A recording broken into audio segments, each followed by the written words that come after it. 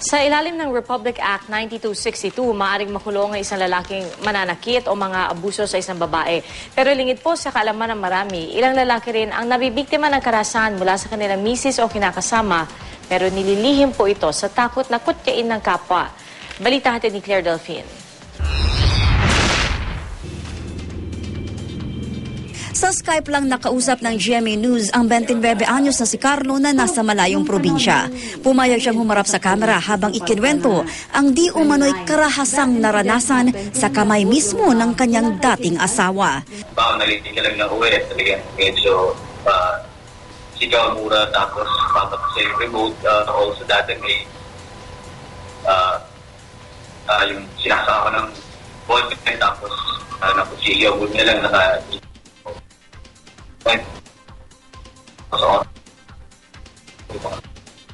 medyo yung mga pasal. So, during our 3 years of marriage, medyo violent nga talaga. 3 taon daw silang nagsama bago sila nagpasyang maghiwalay. Pero ang masaklap daw, siya pa ang kinasuhan ng kabiyak ng paglabag sa Republic Act 9262 o Anti-Violence Against Women and Children Act at nakulong ng 2 araw. O, paano ako? Saan ako pupunta? Ayon sa isang family lawyer, may mga insidente raw talaga na ang lalaki ang nagiging biktima ng domestic violence. Andres Disaya, kung sila tawagin, madalas tampulan ng tukso at kutsa ng mga kapwa lalaki. Kaya mas marami ang piniling ikubli ang pagdurusa.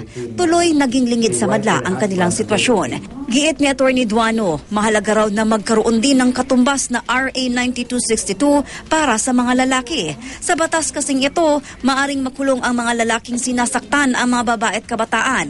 Ang pananakit ay maaring pisikal, sexual at psychological. Pati ang pagkukontrol sa pera ng babae, maituturing na economic abuse. I don't see any reason that there is a substantial distinction between a wife or a husband, a male and female, because they should be equally treated in terms of protection in law. Pero may ilang tutol sa panukala. Tingin ko hindi na kailangan ng special na batas para sa lalaki. Kasi actually yung mga batas natin, ang standard ay panglalaki. Pwede naman siya magreklamo, batay sa ating revised penal code.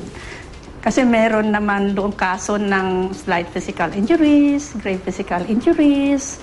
Ni isa wala raw silang kasong natanggap tungkol sa lalaking binubugbog ng asawa o girlfriend.